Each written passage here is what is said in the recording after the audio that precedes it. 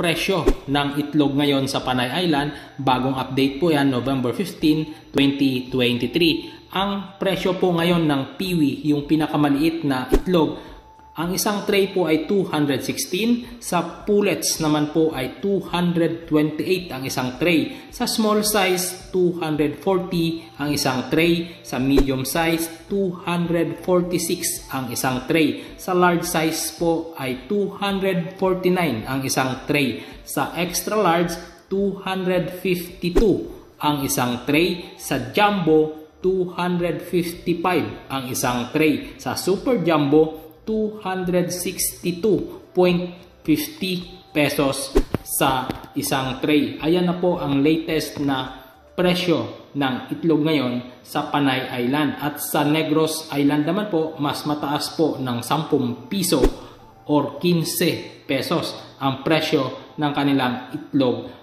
per tray compare po sa Panay Island.